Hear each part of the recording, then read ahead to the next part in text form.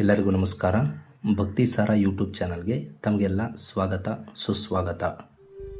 ಈ ದಿನದ ವಿಡಿಯೋ ಬಹಳ ವಿಶೇಷವಾದಂತಹ ವಿಡಿಯೋ ಆಗಿರುತ್ತೆ.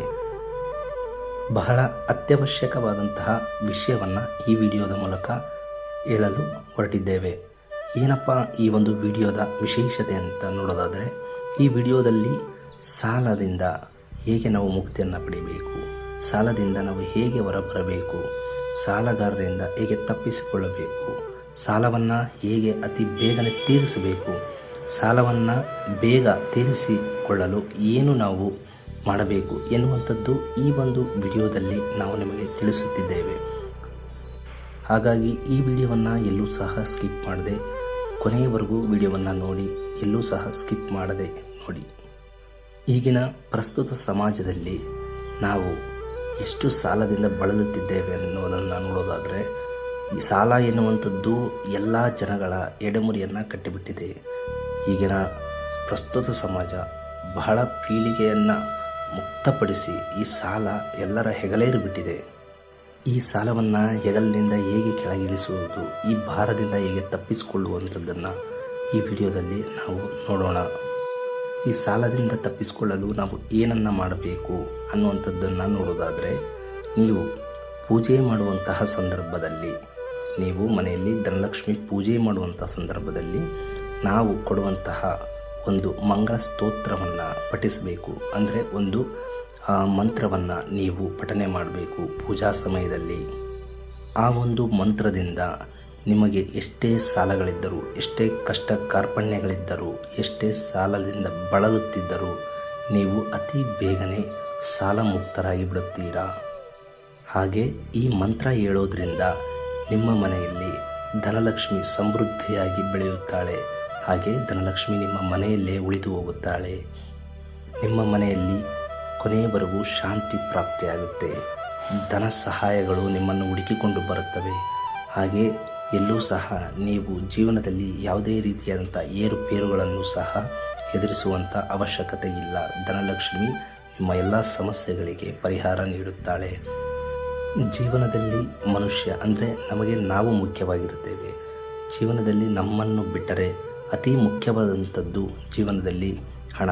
ಈ ಹಣ ನಮ್ಮ ಹತ್ರ ಇದ್ದರೆ ಯಾವುದೇ ರೀತಿಯಾದಂಥ ಸಮಸ್ಯೆಗಳು ಬರೋದಿಲ್ಲ. ಹಣದಿಂದ ಪ್ರತಿಯೊಂದು ಸಮಸ್ಯೆಗಳು ಸಹ ಪಾರಾಗಿ ಹೋಗಿಬಿಡುತ್ತವೆ.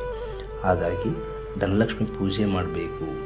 ಆಗ ಅತಿ ಬೇಗನೆ ನಾವು ಕೊಟ್ಟಂಥ ಆ ಒಂದು ಮಂಗಳ ಸ್ತೋತ್ರವನ್ನು ನೀವು ಪಠನೆ ಮಾಡೋದ್ರಿಂದ ನಿಮಗೆ ಧನಲಕ್ಷ್ಮಿ ಪ್ರಾಪ್ತಿಯಾಗುತ್ತಾಳೆ. ಜೊತೆಗೆ ಸಾಲಗಳು ತೀರಿ ನಿಮ್ಮ ಒಂದು ಜೀವನದ ಶೈಲಿಯೇ ಬದಲಾಗಿ ಹೋಗಿಬಿಡುತ್ತದೆ. ಇನ್ನೊಂದು ನೀವು ಗಮನಿಸಿರ್ತೀರ, ಎಷ್ಟೆಲ್ಲ ಸಂಪಾದನೆ ಮಾಡ್ತೀರಾ, ಎಷ್ಟೆಲ್ಲ ದುಡ್ಡುಗಳನ್ನು ನೀವು ಯಾವುದ್ಯಾವುದೋ ಮೂಲೆಯಿಂದ ಕೂಡಿಟ್ಟಿರ್ತೀರ, ಭಾಳಷ್ಟು ಕೆಲಸಗಳನ್ನು ಮಾಡ್ತಾ ಇರ್ತೀರ, ಮನೆಯಲ್ಲಿ 3-4 ಜನ ದುಡಿಮೆ ಮಾಡ್ತಾ ಇರ್ತಾರೆ, ಆದರೂ ಸಹ ಸಾಲಗಳಿರ್ತವೆ. ಯಾಕಪ್ಪ ಅಂದರೆ ಧನಲಕ್ಷ್ಮಿ ಪೂಜೆ ನೀವು ಸರಿಯಾಗಿ ಮಾಡುತ್ತಾ ಇರಲ್ಲ. ಆ ಒಂದು ಕಾರಣಕ್ಕಾಗಿ ಧನಲಕ್ಷ್ಮಿಯನ್ನು ಪೂಜೆ ಮಾಡಬೇಕು. ಆ ಒಂದು ಸಂಕಷ್ಟಗಳಿಂದ ದೂರ ಆಗಬೇಕು ಅಂದರೆ ನಾವು ಕೊಡುವಂತಹ ಮಂಗಳ ಸ್ತೋತ್ರವನ್ನು ನೀವು ಹೇಳಬೇಕು. ಏನಪ್ಪ ಸ್ತೋತ್ರ ಅನ್ನುವಂಥದ್ದನ್ನು ನೋಡೋದಾದರೆ, ಆ ಸ್ತೋತ್ರವನ್ನು ನಾವು ನಿಮಗೆ ಈಗ ಡೈರೆಕ್ಟಾಗಿ ಈ ಒಂದು ವಿಡಿಯೋದಲ್ಲಿ ಹೇಳೋದಕ್ಕೆ ಆಗೋದಿಲ್ಲ. ಆ ಸ್ತೋತ್ರವನ್ನು ನಾವು ಈ ವಿಡಿಯೋದ ಡಿಸ್ಕ್ರಿಪ್ಷನ್ ಬಾಕ್ಸಿನಲ್ಲಿ ಹಾಕಿರುತ್ತೇವೆ. ಹಾಗಂತ ನೀವು ಡೈರೆಕ್ಟಾಗಿ ಡಿಸ್ಕ್ರಿಪ್ಷನ್ ಬಾಕ್ಸನ್ನು ಚೆಕ್ ಮಾಡಿಕೊಂಡು ಈ ವಿಡಿಯೋವನ್ನು ಸಂಪೂರ್ಣವಾಗಿ ನೋಡದೆ ಹೋದರೆ ನಿಮಗೆ ಮಂತ್ರವನ್ನು ಯಾವ ರೀತಿ ಪಠನೆ ಮಾಡಬೇಕು, ಆ ಮಂತ್ರವನ್ನು ಯಾವ ಸಮಯದಲ್ಲಿ ಹೇಳಬೇಕು ಅನ್ನುವಂಥದ್ದು ನಿಮಗೆ ತಿಳಿದು ಬರೋದಿಲ್ಲ. ಹಾಗಾಗಿ ನೀವು ಸಮಾಧಾನದ ರೀತಿಯಿಂದ ಈ ವಿಡಿಯೋವನ್ನು ಕೊನೆವರೆಗೂ ನೋಡಿ. ಜೊತೆಗೆ ನಾವು ಹೇಳುವಂಥ ಎಲ್ಲ ಪಾಯಿಂಟ್ಗಳನ್ನು ಸಹ ನೀವು ನೋಟ್ ಮಾಡಿಕೊಳ್ಳಿ, ಒಂದು ನೋಟ್ ಬುಕ್ಕಲ್ಲಿ ನೋಟ್ ಮಾಡಿಕೊಳ್ಳಿ. ತದನಂತರ ನಾವು ಕೊಟ್ಟಂತಹ ಮಂತ್ರ, ನಾವು ಡಿಸ್ಕ್ರಿಪ್ಷನ್ ಬಾಕ್ಸಿನಲ್ಲಿ ಹಾಕಿರುವಂಥ ಮಂತ್ರವನ್ನು ಕೂಡ ನೋಟ್ ಮಾಡಿಕೊಳ್ಳಿ. ಅದಾದ ಮೇಲೆ ಅದನ್ನು ಯಾವ ರೀತಿಯಲ್ಲಿ, ಯಾವ ಸಮಯದಲ್ಲಿ, ಹೇಗೆ ಉಪಯೋಗಿಸಬೇಕು, ಹೇಗೆ ಆ ಮಂತ್ರವನ್ನು ಹೇಳಬೇಕು, ಯಾವ ಸಮಯದಲ್ಲಿ ಹೇಳಬೇಕು ಅನ್ನುವಂಥದ್ದನ್ನು ನೀಟಾಗಿ ತಿಳಿದುಕೊಳ್ಳಿ. ಮೊದಲನೇದಾಗಿ ನೀವು ತೆಗೆದುಕೊಂಡಂತಹ ಮಂತ್ರ ಡಿಸ್ಕ್ರಿಪ್ಷನ್ ಬಾಕ್ಸಿನಲ್ಲಿ ನಾವು ಈಗಾಗಲೇ ಅಪ್ಡೇಟ್ ಮಾಡಿರ್ತೀವಿ. ಆ ಒಂದು ಮಂತ್ರವನ್ನು ನೀಟಾಗಿ ಒಂದು ಪುಸ್ತಕದಲ್ಲಿ ಬರೆದುಕೊಂಡು ಈ ಮಂತ್ರವನ್ನು ನೀವು ಪ್ರತಿ ಪ್ರತಿ ಶುಕ್ರವಾರ ಬೆಳಗಿನ ಜಾವ 5 ಗಂಟೆಗೆ ಧನಲಕ್ಷ್ಮಿ ಫೋಟೋವನ್ನು ಇಟ್ಟುಕೊಂಡು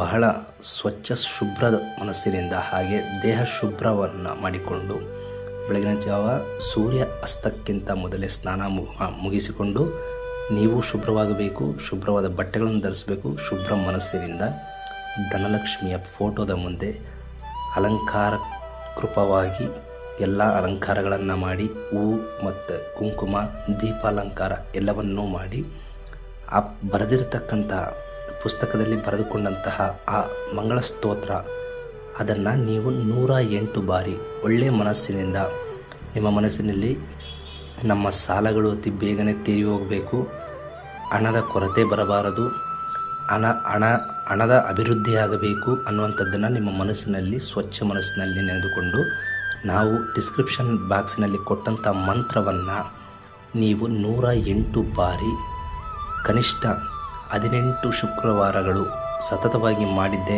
ಆದಲ್ಲಿ ನಿಮಗೆ ಇನ್ನೆಂದೂ ಸಹ ಹಣದ ಕೊರತೆ ಆಗೋದಿಲ್ಲ, ಇನ್ನೆಂದೂ ಸಹ ನಿಮಗೆ ಸಾಲಕ್ಕೆ ತುತ್ತಾಗೋದಿಲ್ಲ, ಇನ್ನೆಂದೂ ಸಹ ನೀವು ಸಾಲಗಾರರಾಗೋದಿಲ್ಲ. ಇದು ಇವತ್ತಿನ ವಿಶೇಷವಾದಂತಹ ವಿಡಿಯೋ ಆಗಿರುತ್ತೆ.